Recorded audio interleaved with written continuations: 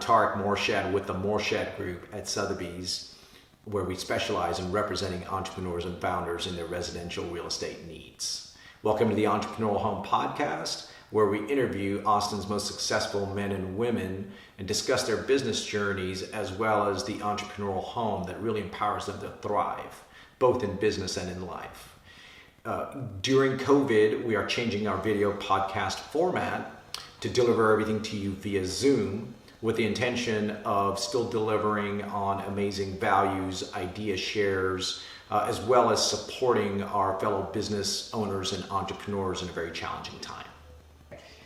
Hey everybody, welcome to the Entrepreneurial Home Podcast. On this episode, I have Aimy Steadman of Future Proof Brands, and personally, I'm definitely very excited. Aimy and I actually met recently via LinkedIn, and I had reached out to her because, we have such an amazing entrepreneurial community here, and I'm very passionate about entrepreneurism. And, literally the question was, and I think this speaks to our community here in the entrepreneurial space, I literally asked the question, or my team did, hey, looking to connect with fellow entrepreneurs to forward the conversations around growth and something like that.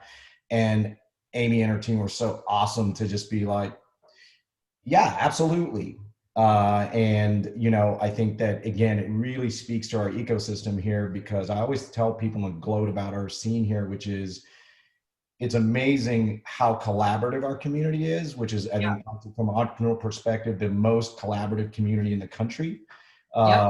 And how you can actually get coffee with just about anybody if you're really earnest and serious, and they sense that your heart and everything is in the right place, and that, everyone's ships rise with the tide and everyone's here to help. So that's both a kind of a acknowledgement of our scene, but it's also acknowledgement of you, because, to our viewers, Aimy's super busy. She's scaling beautifully in her company with her partners at Future Proof Brands. I think she's like the quintessential entrepreneurial story of, first generation US citizen, moved here with her family from Syria when she was 10, went to school for business and entrepreneurism at University of Texas, started their company around 2013 amongst friends in the program at school, and literally incubated it there, ended up on Shark Tank.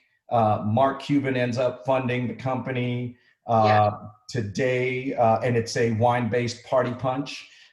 Today, it's evolved into a rolling 12 currently of about 6 million in annual revenues, and doubled year over year for the last 3 years, and then 2 other pilot brands coming onto the market.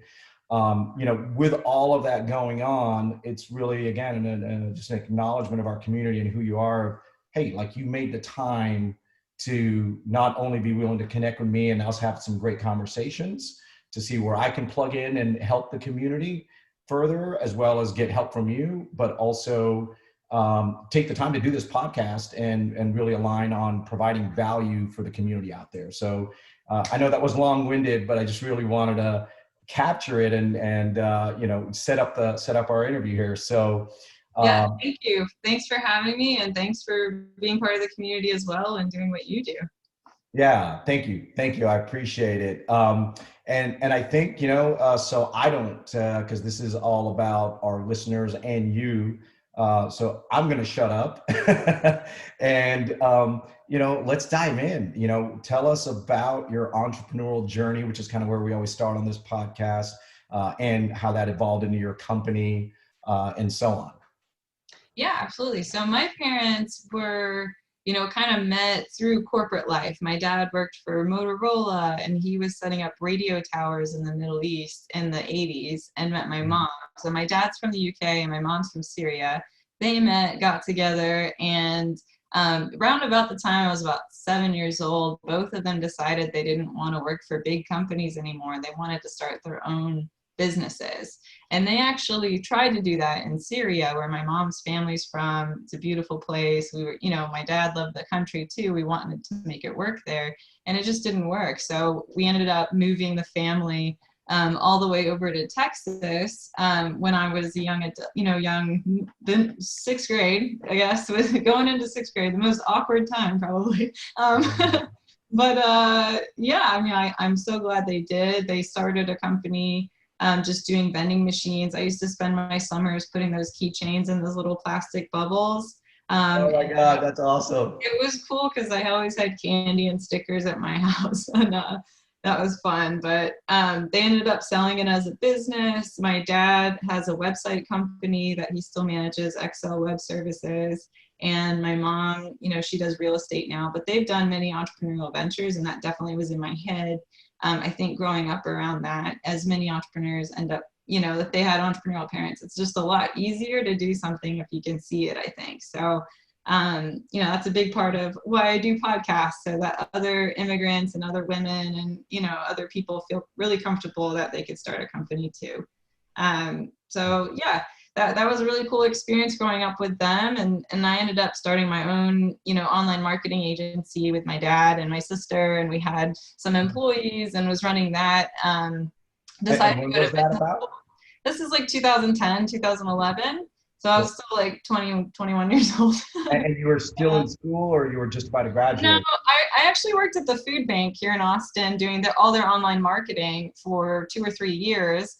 The food bank is an awesome place. It's not the highest paying job in the world. So I started kind of nights and weekends building websites and doing online marketing for people. This was back when small businesses were just getting on things like Yelp and Google Places. And, it was really a lot about helping small local businesses get online and be found, on Google Maps and things like that back in 2010. Wow, so that's what our company was doing.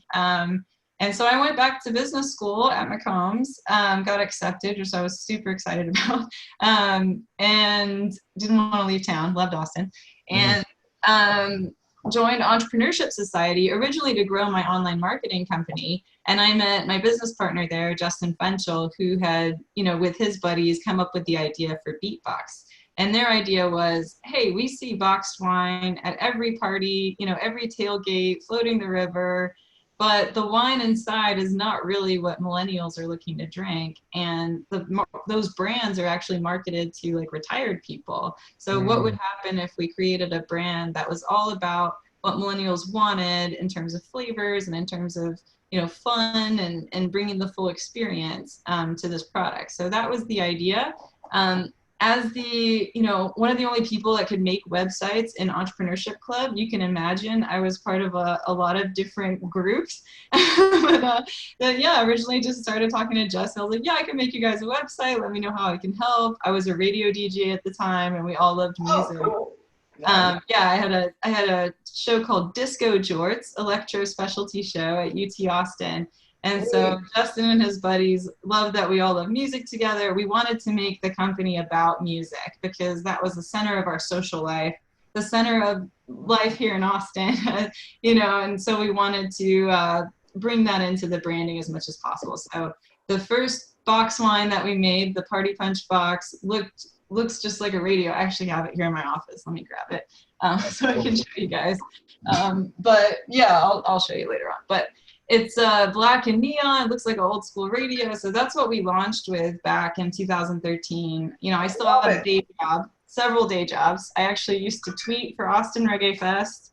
I used to, do all these kinds of make websites for people. I was doing all these kinds of little jobs. I also worked for UT running their startup accelerator program during this time, all the way until we were on Shark Tank. So we launched the company. Used to make it myself after work. So I'd go to work at UT, drive over to East Austin and hot glue boxes for 8 hours. Awesome. My DJing skills were very important during this time. We would not have gotten through all the production ourselves without great playlists. But Justin would fill the bags, and we would get our friends up there, and everybody would try and see how quickly they could wrap a case. So that we could get it done faster. We would have little competitions with our friends, and that's how we started. We got picked up by a distributor, also through the UT Austin community. We did a presentation on behalf of my entrepreneurship professor, and was like, really just showing off the UT Austin program to like donors and things like that, but ended up catching the attention of somebody, Alan Dreeben, who's one of the partners of Republic National Distribution Company, one of the biggest wine and spirits distributors in the whole country. So we had this wine-based, kind of box wine innovation. He was like, hey, I really want to support a UT Austin company, kind of pointing to that collaboration earlier that you mentioned. During this time, I'll also mention we had meetings with both Clayton Christopher of Deep Eddy Vodka and Tito of Tito's. They literally went to Magnolia Cafe or wherever and sat down, ate breakfast with us, talked to us about, the realities of dealing with distributors and retailers and all kinds of nuanced things that people don't talk to you about. So that was amazing. And again, just wanted to mention that because of what you mentioned earlier about Austin, and so true. So very grateful for them. They helped us out, and Alan Dreeben got us distribution. Through Republic, we got introduced to HEB. So we were in HEB before we were on Shark Tank, before I quit my day job. Like that just shows HEB how supportive they are of emerging brands, and they continue to do that to this day. We actually have a Naturally Austin competition going on right now to help emerging brands, get the attention of HEB and get more attention in general. We have like a pitch competition going with them. So they were very supportive of me personally. And then we got on Shark Tank, and the rest is kind of history from there. Wow. That's so awesome. What a great storyline. It's been crazy since, I feel very old for a 32-year-old. Well, maybe you were just an old soul to begin with, right? It's been an adventure, and I'm so grateful, that my parents moved here, that all these people helped us out, and that's a big part of why I'm so community focused, because I've had such an amazing experience, and I have a lot of gratitude for that. Which actually, that's a great tie back, because I was going to say one of the things I didn't mention to our viewers and in kind of that quick intro is that you're also incredibly invested in the entrepreneurial community here across several organizations, whether it's Naturally Austin, right? Which I'd love for you to kind of say a little bit more about that. Women at Austin, EO. And you really give, as well as other social impact issues. So you're truly, I think, again, the essence of entrepreneurship, which is to really give first. And so speak to us a little bit about all of that, because I think there's also value for our listeners to know about some of these organizations in case they don't know, because even as well as I knew the community, Naturally Austin, I didn't know about till you and I met, and I was like, oh my God, this is huge. So yeah, well, it's fairly new, so that makes sense. But just a little backup, and also for everybody that's listening, entrepreneurship is so tough. I would tell you, from 2011 until 2018-ish, I was grinding every day, every hour. I didn't have time to do a lot of community work. I was out there trying to hustle and make this thing happen. And that was many, many, many, many years. After we had gone through that seed stage, we had done some fundraising, we hired some more executives. I started the company when I was 23. My role is Chief Operating Officer. So I manage all of our production, all our freight, all of our deliveries, all of our compliance, our tax, our legal, accounting, all of that kind of stuff. Anything that's not sales and marketing is me. Yep. But I learned all that stuff just by doing it during those years. And as we've grown and had the opportunity to hire people that are much more experienced, much better than me at these individual areas, that's freed up my time as a co-founder to kind of represent the company on a community level and, start these community initiatives that, accelerate us 20x now that, I'm networking and meeting people and, bringing opportunities to the company. It's definitely very valuable to the company, but it's not until I worked through doing literally every single thing at my company for years and years and years and built up to the point where I could hire other people to do that I was able to do that. So I just want to acknowledge that, because I think a lot of people look at me now and say, how do you do it all? How do you do it all? I want to start a company and be volunteering all the time. I'm like, well, I have an admin, I have a personal assistant that I personally pay for that helps me. I have an incredible team at Future Proof, and I've spent a long time putting in processes and systems in place to be able to have time to take meetings with you and be community focused. So I just want to be realistic about that.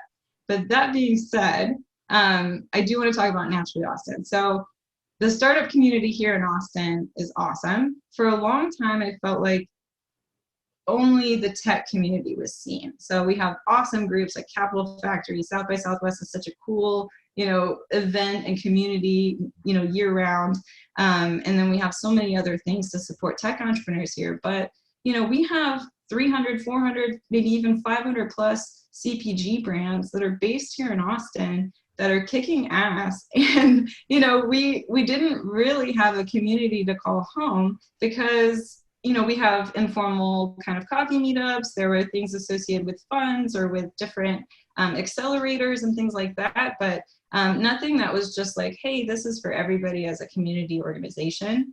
And so we wanted to create something like that for CPG so that it could be sort of the entry point if you were interested in starting a natural products company, CPG meaning consumer packaged goods. So consumer brands, things you buy in a store like HEB or Whole Foods or, any store that has a barcode on it. So those are the kinds of conversations that we wanted to be able to have with anybody that was interested in starting a company. Because when I first started, we had to learn everything the hard way. Tito helped me, but Tito shouldn't be the one that has to help people figure out what a sell sheet is and trade spend and all of these sort of nuances of the retail, distribution model and things like that. So we wanted to create a community organization where people could come in. So Naturally Austin is a nonprofit. It has more than 600 people that are part of it now, CPG founders and professionals in the industry. There's a big board with more than 20 people on the board as well. So it's not just me, but there's a big group of us that are really dedicated to helping. And the mission is not just to promote consumer products, but to promote responsible entrepreneurship. So social impact, environmental impact, and being responsible about that as we grow this sector of our economy. So that is Naturally Austin. So definitely check it out. Entrepreneurs Organization, EO, is a global community of entrepreneurs that, are there to support each other. It's a huge, huge community here in Austin. We have one of the largest groups of the whole country. So it's a great active group. And, for me personally, I have a monthly forum that I meet with 7 other entrepreneurs. And we talk about everything from personal stuff to business stuff, but it's fully confidential. And it's kind of there to support you. Because who else can you talk to about, issues with your co-founder potentially, or with fundraising, or with, different things like that you have to go through as an entrepreneur.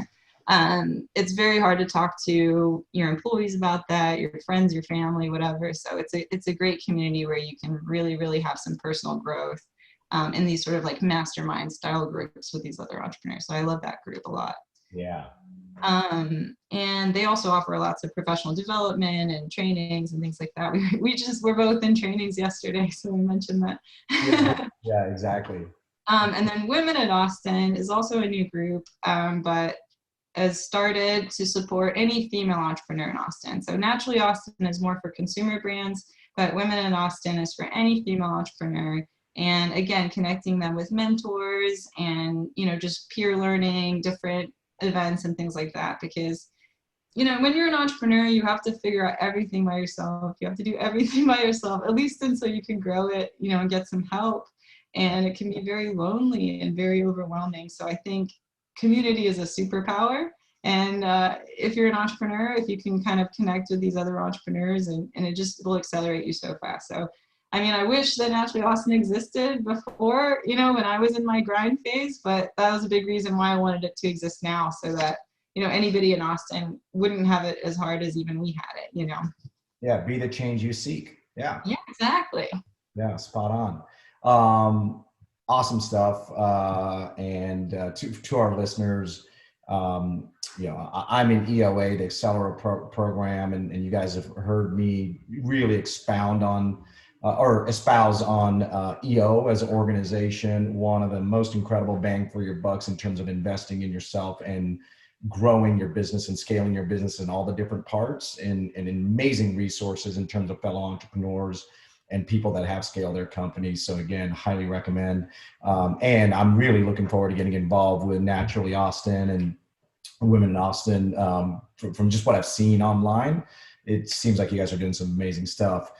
To circle back real quick to your company, right? So tell us the products today, where you guys are going, your 3 uniques, like tell us about the company now and where it's heading, and like what the product is that people should be looking for.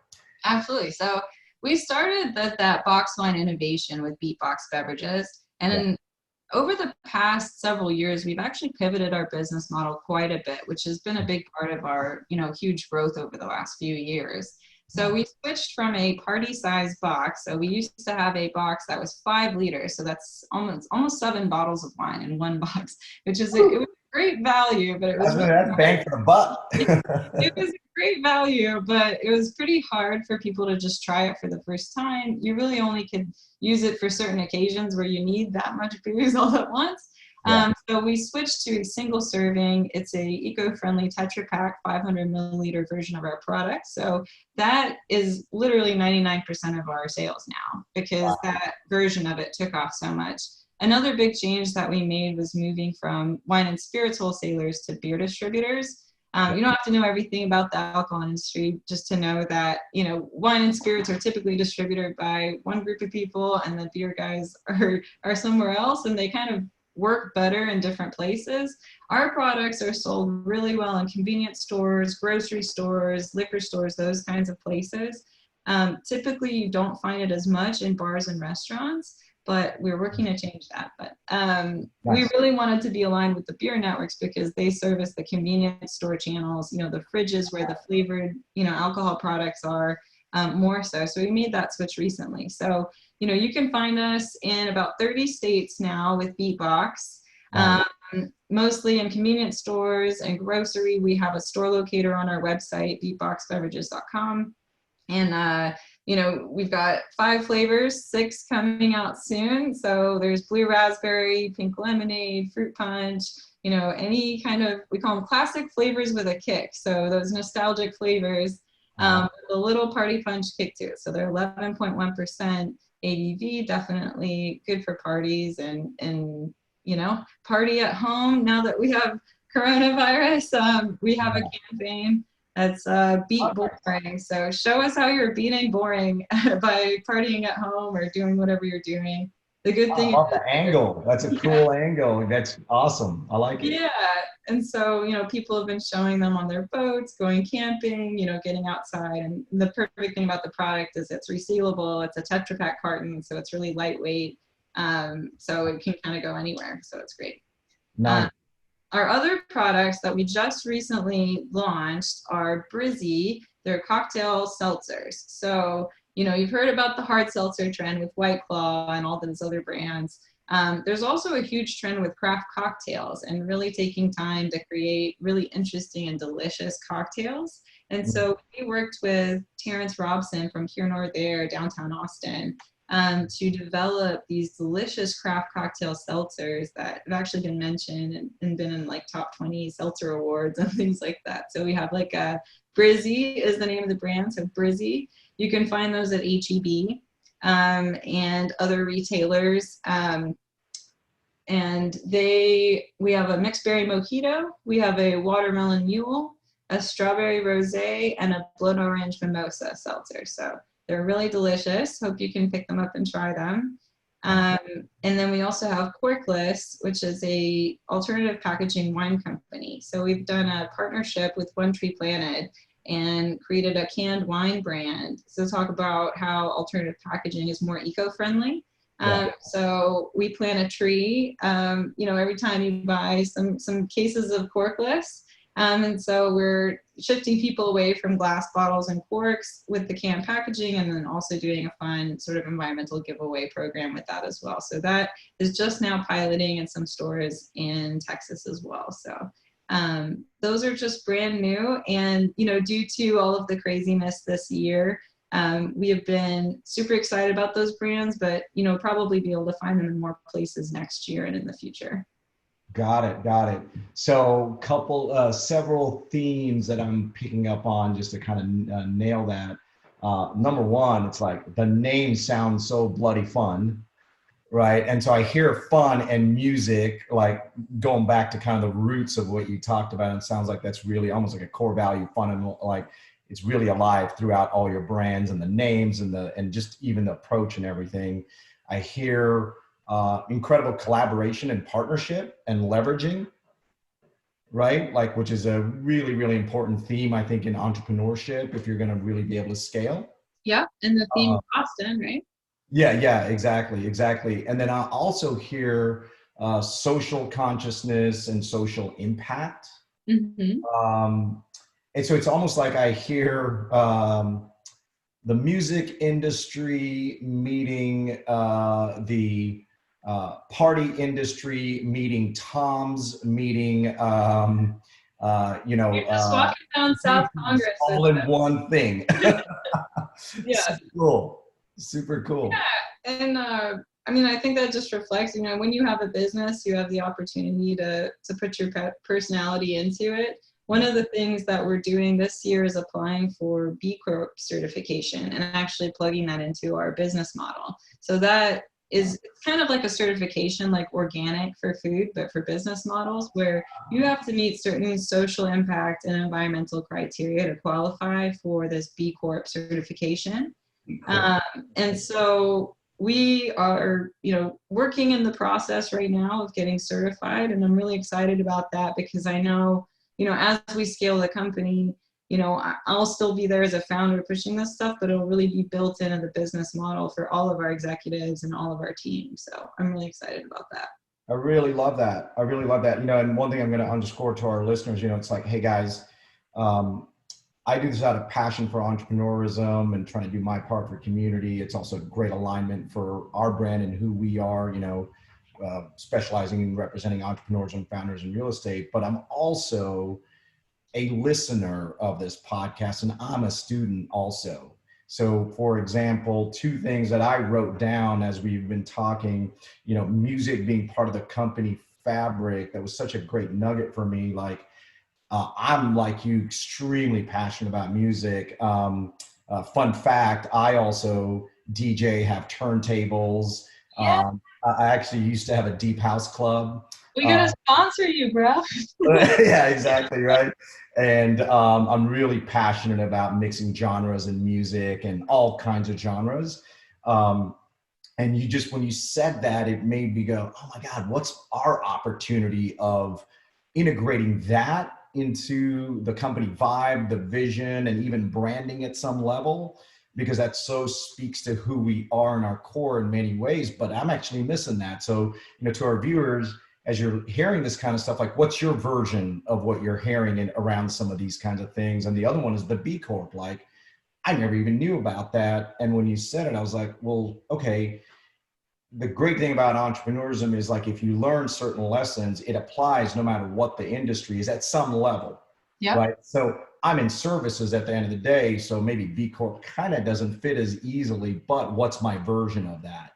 And how can I go create a version of that, which would be a distinction and something I believe in, which is then also is a marketing arm for us too, with our connecting with our core clients in many ways. So right. really yeah, cool. Check out their website, and, you know, none of these systems are perfect, but it's what, you know, it's kind of what's out there and what's the best thing at the moment. So that's what I picked for us. And, you know, there's some other really cool programs out there as well.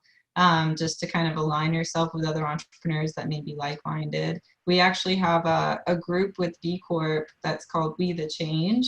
That's all the female business leaders that are part of these companies. To, you know, it's like a monthly lunch that gets together, and it's a fun community to be part of, because you know that you've got those like-minded things.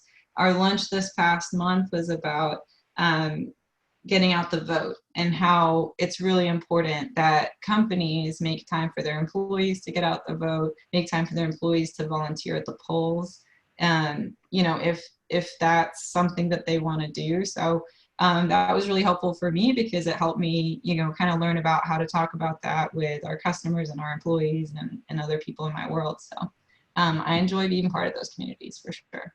No, that's awesome. Awesome stuff. So tell us, other kind of side fun fact. So ethnically, I'm from Bangladesh. My parents actually immigrated to Libya of all places before I and my siblings were born.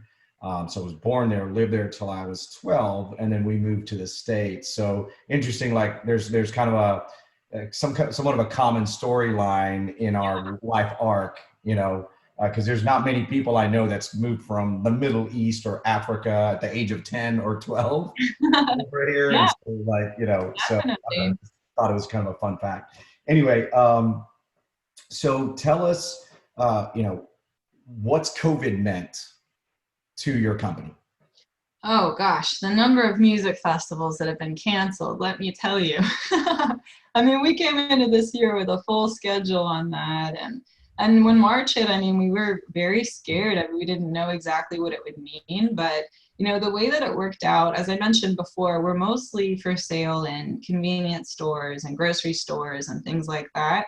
And all of the occasions for drinking alcohol were really shifted during, those early months of the pandemic from bars and restaurants and whatever else people might be doing, events, to grocery and convenience stores. So, we have experienced, fortunately, the silver lining is that, our channels have been flooded with customers. And so we've experienced, really good sales every month have been, sales records for us, honestly. But we've been, recognizing that we're one of the only groups in this economy that is, doing okay during this time. And so we've been doing a lot of virtual events to give back to, different communities that we can, and helping sponsor events that are going on and things like that so that we can be part of the relief effort. And the marketing team has done an awesome job of completely changing all of their plans. We have a very digital first marketing approach anyway, even before we sold anything online, even before COVID hit.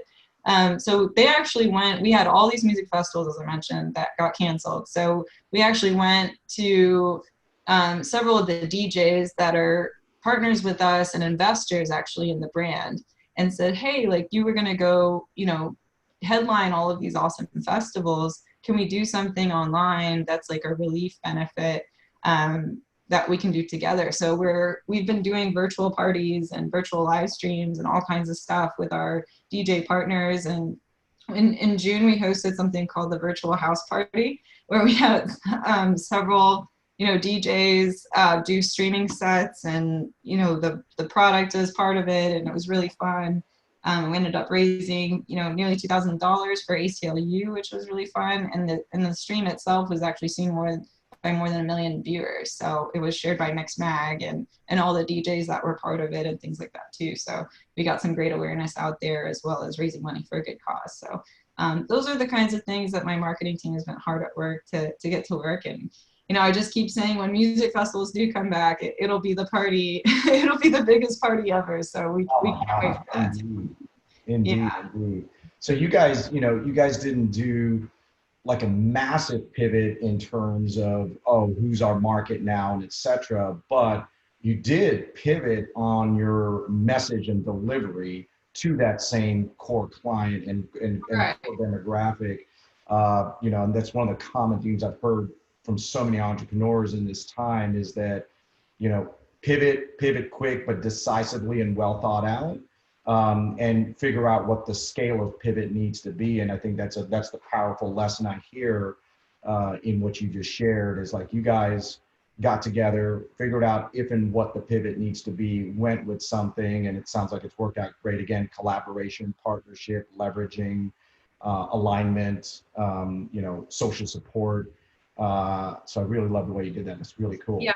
We keep saying fun isn't canceled. It just looks a little different in 2020, Yeah. It might look like you FaceTiming all your friends and doing a cheers together, Friday nights or, whatever it is. But those moments are still out there for people. And we just want to highlight that and, use our platform to, bring fun and light into people's lives during this time. So. Which is so important. I think it's one of the parts that is getting lost a lot in all of this. You know, there's a lot of people, me included, that are emotionally and psychologically challenged. And it seems like outside of COVID even, there's just been so much that's been challenging for people on a personal level. You know, like being really vulnerable and open. I lost my closest friend unexpectedly in mid-May. I lost my father in mid-July. Oh, I'm so sorry. You know, and then like there's all these other layers, and I've had to really go out and make sure I've got the support I need around that, whether it's therapy and friends and conversations, all kinds of other things. But you know, I think it's so important right now to figure out what also is fun and make sure you make space for that in your life right now, because we need it right now. Yeah. As well as get the support you need psychologically through this time, because it's a trying time, but it also can, if you're like staying rooted to the things that truly make you happy. Yeah. So, you know, really cool that you're doing that. And some things are just too big for us to handle by ourselves. You know, humans are a social species. We process things like grief and things like that best with others, you know? So if we can't do that in person right now, I think it's really important to still keep in touch with your people as much as you can. Yeah, I always say, don't get in your own silo and isolate. It's like the worst thing you can do right now. Yeah. So let's talk about, you know, one of the questions we used to ask pre-COVID was, hey, you know, in terms of real estate, what's been the impact on your business in real estate operating in Austin? Like, how do you choose where you live and your residential life? And how do you get set up to work effectively from home, as well as like in the commercial world of like office space or et cetera, given that that's all shifted in so many ways and there's even more of a focus working from home now. What does that look like for you? What's most effective for you working from home? And then like the overarching question of how do you get into flow, whether you're at home or not, you know, what are your hacks and tips to get into flow as an entrepreneur and really produce, you know, a lot of great stuff in little time? Yeah, absolutely. So we've been fully remote since we started. So, you know, even before coronavirus, we were kind of set up for this using Slack and Asana and, you know, Google and Zoom and all the things. But yeah, for me personally, I have a separate room in my house. That's my home office. I have a house here in South Austin, 78745. So it's been a good, stable investment over the past few years as the startup. Yeah. The startup. Lots of blue sky. The startup is the risky investment, and the house is the stable one for me. This, you know, past few years. So, yeah, I've got a separate room in my house, which I think is really key. I can close the door. I can kind of leave it, you know, at the end of the day. If I do want to kind of create that mental space for myself, I don't have to look at all of my work stuff. So that's been really helpful. We also have a co-working space for the team here in town, so that if we do need to get together for meetings, you know, pre-COVID, we'd have a big conference room available anytime we needed it, kind of thing. So we work out of Relay Co-working on the east side as well. So I always have that option available to me if I do need to get out of the house, or if the dogs are barking too much or whatever it is. So that's been really helpful. And for me personally, I wake up, you know, in the morning, I like to clean up the house. You know, I'm not a big breakfast eater, but I've been doing the Fair Seed smoothies. They're like ready-made smoothie kits. They just kind of make a smoothie real quick. And then that's really easy to, you know, sip while I'm sitting there doing emails. And then, yeah, I mean, lately with everybody being on Zoom and everything, I kind of find that I'm glued to my computer because, you know, every meeting is starting every 30 minutes or an hour. So I do kind of just try to make space in my schedule to go outside, go for a walk, you know, just kind of make sure I don't just completely live in my home office as much. I also invested in a better laptop recently because I noticed I wasn't leaving as much because my laptop was slightly slower than my setup that I have in my home office, which is like a desktop PC. And so I wasn't doing it as much. And so I just invested in getting a much faster laptop so that would never be an issue. And I could, you go in the backyard or whatever, whenever I feel like it, or go to an outdoor coffee shop or something. Now that the weather is not like 100 degrees every day here in Austin, we can start doing that again, which is awesome. So just safe ways to be outside during coronavirus. So those are kind of my pro tips. Yeah, I drink a ton of black iced tea. I have a giant glass pitcher that I make. I put 2 giant cold brew iced tea bags in there and like basically drink one of those a day. So I'm not a coffee person, but tons of caffeine via unlimited iced tea. Yeah, that's hilarious. That's hilarious. And you said something about you clean up that stuck out to me. It was all really great, and I appreciate you sharing all that for our listeners. But what's the cleaning up about? There's something about that I wanted to poke into a little bit. I am just, I'm one of those people, it's almost like a meditation. Like it's like a moving meditation for me. So it's just kind of a moment to clear the house and then I mentally kind of clear my head at the same time. So that's my practice. Yeah. And does that translate to a space that's also pretty clear when you're in your workspace? I'm an inbox zero, like to keep the whole home office very tidy thing. I think it just kind of keeps my sanity with how busy I get. So I will say today, my desk is completely cluttered. So it's like a few times a week, not every day kind of thing, Progress, not perfection. Yeah, exactly. All in balance. Yeah. So no, that's awesome. And I asked that because this is a common theme I hear for really, I think, successful entrepreneurs. And it's that if you're always cluttered in your space, your mind gets cluttered and the big breakthroughs are less likely to come through. And like that really has a big impact in your growth. Not that not everybody fits that. Yeah. Some people, I think they just don't even see it. So it's not distracting. But for me, I'm super visual. So I'll just get distracted. Like I can't even wear nail polish on my hands because it'll distract me when I'm talking. That's hilarious. That's hilarious. Whatever works for me. I'm sure there's other people. I'm sure there's other ADD entrepreneurs out there. So I'm not. That's a good point. Yeah, point taken. For me, it definitely helps to keep things clean and less cluttered. So that makes sense. So to be respectful of your time, we should wrap, and we actually covered all our questions. Thank you so much. You brought amazing value to this. Truly, truly appreciate your time.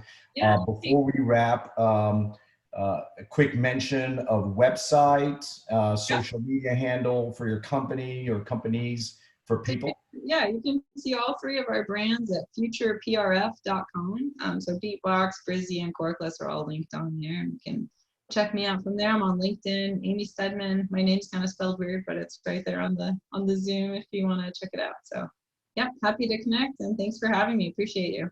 Absolutely. And for our listeners, this podcast, as always, will go out in several formats and clips through time, but whether it's this one or past or future, they live at the morshedgroup.com, and all our social media handles are there too.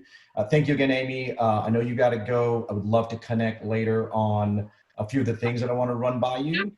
Yeah, I'm free to send you an email and we'll figure out those. And we'll coordinate. Sounds good. That sounds awesome. Thank you. All right, see you. Bye. Have a great weekend.